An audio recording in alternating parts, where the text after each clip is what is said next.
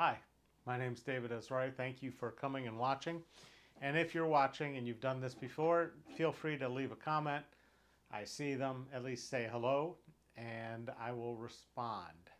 My purpose for being here is I'm running for Congress, OH-10, which is newly redefined to include all of Montgomery County, all of Greene County. They cut off Fayette and they added parts of Clark.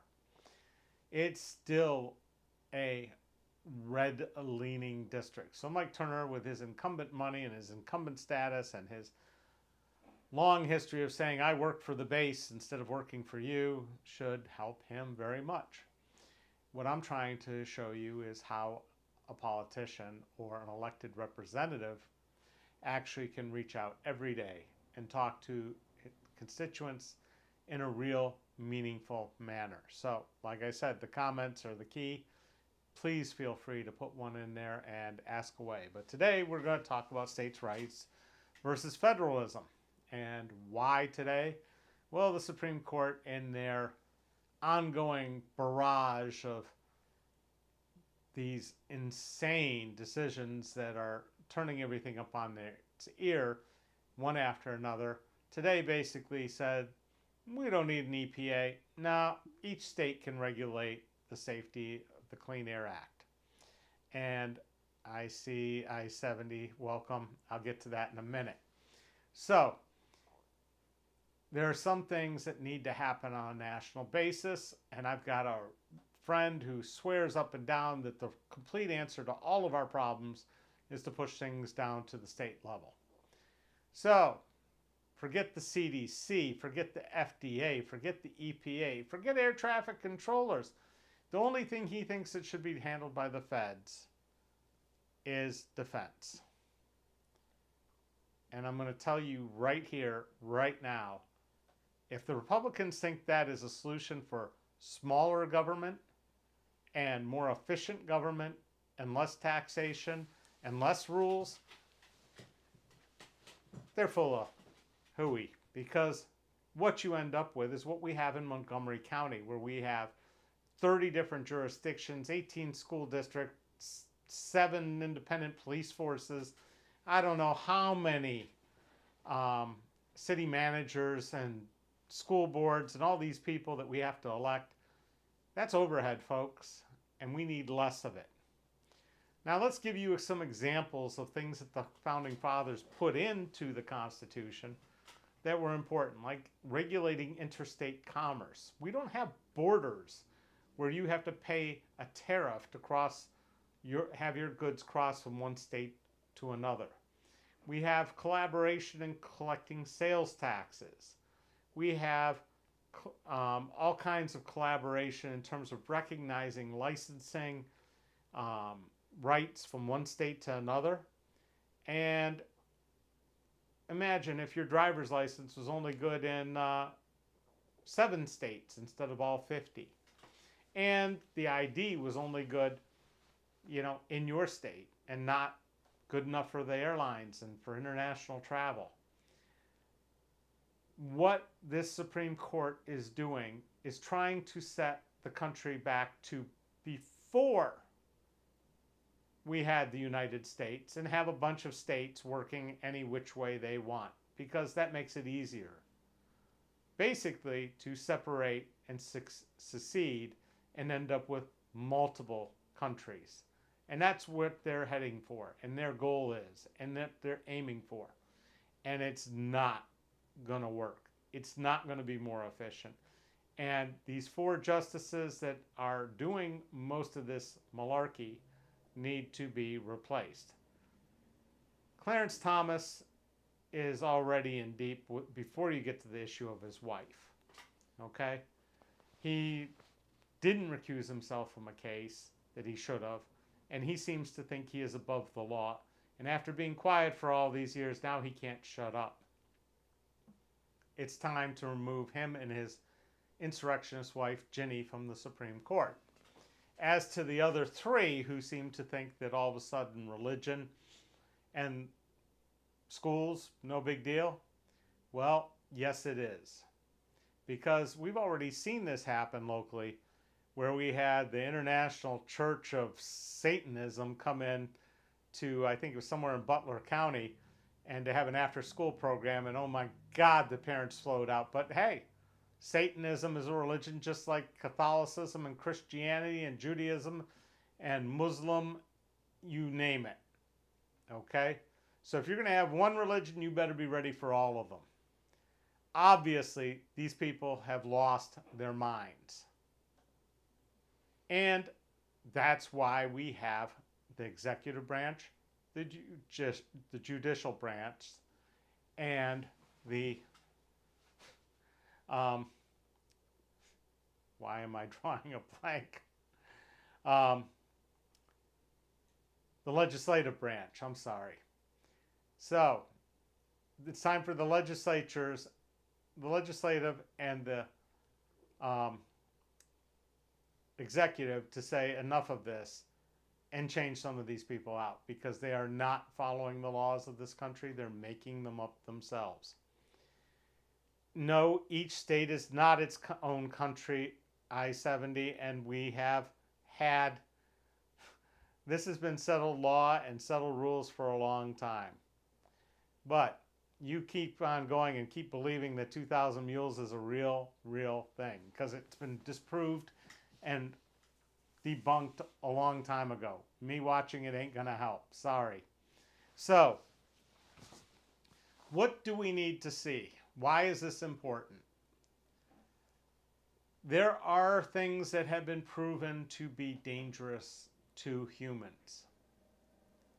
I have a friend who was a tile mason. He was an artisan. He did terrazzo tile. He died from mesothelioma because he had been exposed to tons of asbestos in the workplace while he was practicing his craft.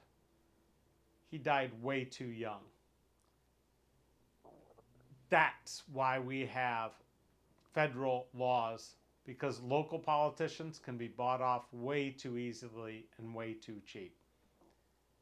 We've seen what's happened in Ohio, where the politicians were left to their own devices just to redraw the boundaries and couldn't, and stood up to the Ohio Supreme Court.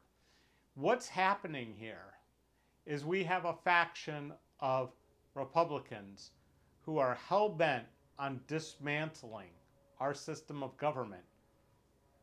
And what kind of government they see is one that's more like an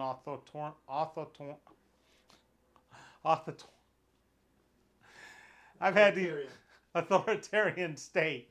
I've had these two interns here and they've stumbled on words, and now here I am.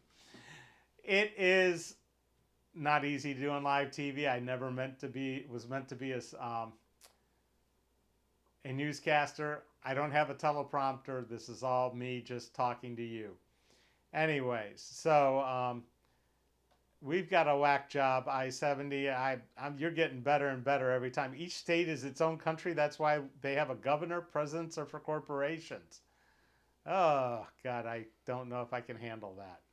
Anyway, so the EPA, the Clean Water Act, I mean, what it has done to make sure Americans are safe is amazing, except in Flint, Michigan, of course, and right here in Dayton, where lead pipes still run throughout our communities and need to be replaced. But we're too busy buying bombers and missiles and helping wars in other countries, while Americans here are being poisoned by things that we thought were safe and okay. I'm just going to remind you of something. You know, this comes back to the gun argument again, but the Federal Product Safety Commission, okay, and that would all be gone too if we push that down to the states. We'd have a different Product Safety Commission in every state and different standards. It's already hard enough for the automobile industry that California has different state standards for fuel, cleanliness, and emission control for cars. But now we'd have it in all of the 50 different states. But the Consumer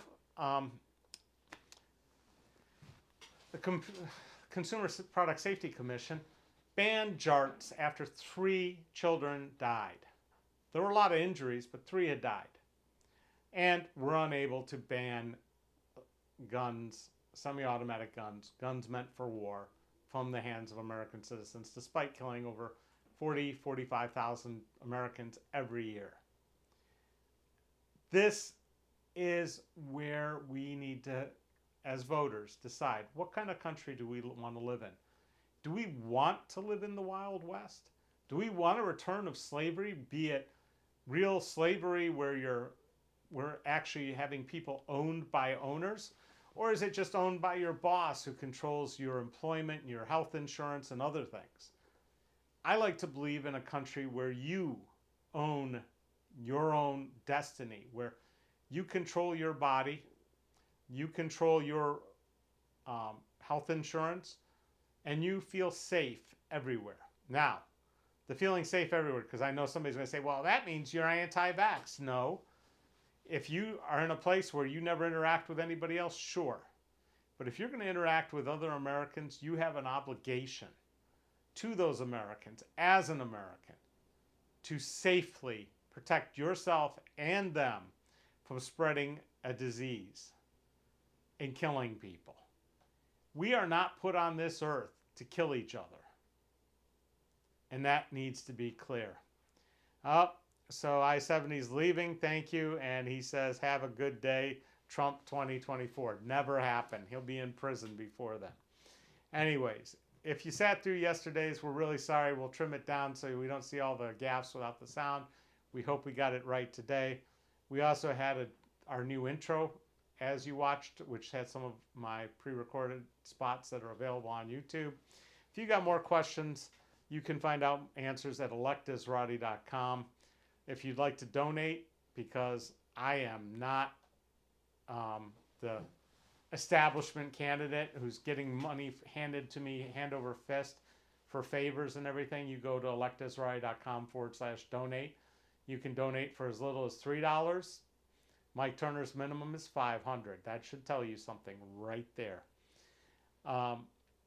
As you know, I also write a blog, Esrati.com. That's been around since 2005.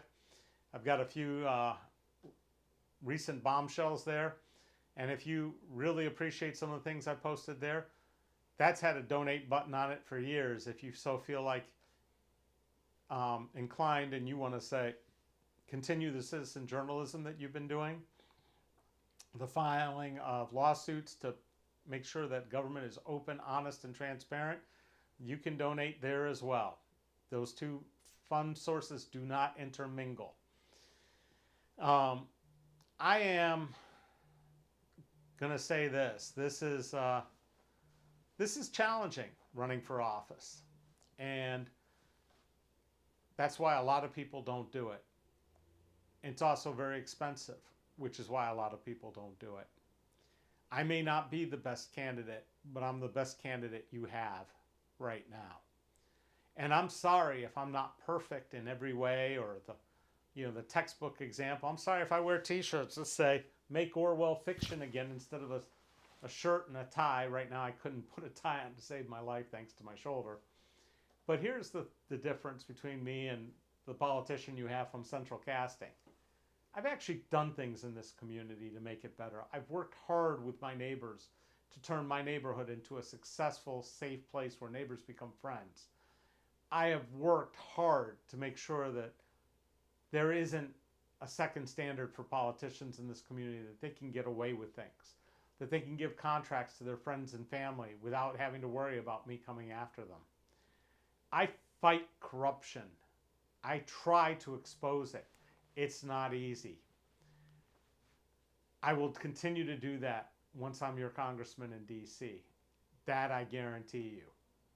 And I will tell you every single day what I did in Congress. So thank you for watching. We had at one point quite a few of you. Thank you for staying in. Again, I love it when I see you comment. If you got any questions, you want to tell me what to talk about tomorrow, go ahead and put it in the comments.